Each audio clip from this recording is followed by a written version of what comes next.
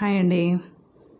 ఆకుకూర అంటేనే ఆరోగ్యం, ఆరోగ్యం అంటే ఆకుకూర. అలాంటి ఆకుకూరతో ఆకుకూరలు డైలీ తినాలని చెబుతారు, కానీ మనకి డైలీ తింటుంటే తినబుద్ధి కాదు. ఇలా ఒక్కసారి వెరైటీగా ఉల్లిపాయ కారం వేసి ట్రై చేయండి.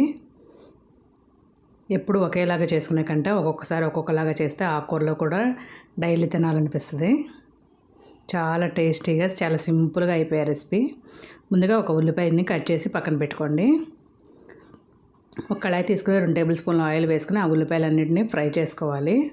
కొంచెం ఎర్రగా అయ్యేదాకా ఫ్రై చేసుకోవాలి. తర్వాత ధనియాలు, జీలకర్ర, అల్లం వెల్లుల్లిపాయ, కొంచెం పచ్చికారం అన్నీ అలా రెడీ చేసి పక్కన పెట్టుకోవాలి.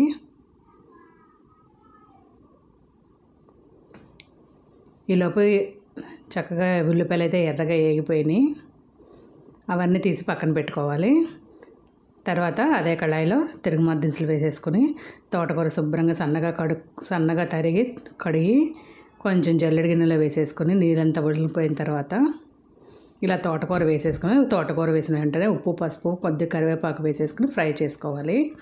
ఈలోపు మనం ఇందాక ఫ్రై చేసుకున్న ఆనియన్స్, పక్కన పెట్టుకున్న మసాలా దినుసులు అన్నింటినీ కలిపి చిన్న మిక్సీ జార్లో మెత్తగా పొడి వేసేసుకోవాలి. అలాగా తర్వాత తోటకూర మొత్తం 90% ఉడికిన తర్వాత ఈ ఉల్లిపాయ పేస్ట్ వేసుకుని చిన్నగా కలుపుకోవాలి. ఇదైతే నేను మామూలుగా హైబ్రిడ్ తోటకూర తీసుకున్నా. దీనిలో నాటు తోటకూర అయితే చక్కగా పొడి పొడిలాడుతూ వస్తుంది. కొంచెం హైబ్రిడ్ తోటకూర కూడా కొద్దిగా ముద్దలాగా అయ్యింది. అంతేనండి, చాలా సింపుల్గా అయిపోతుంది. వీడియో నచ్చితే ప్లీజ్ సబ్స్క్రైబ్.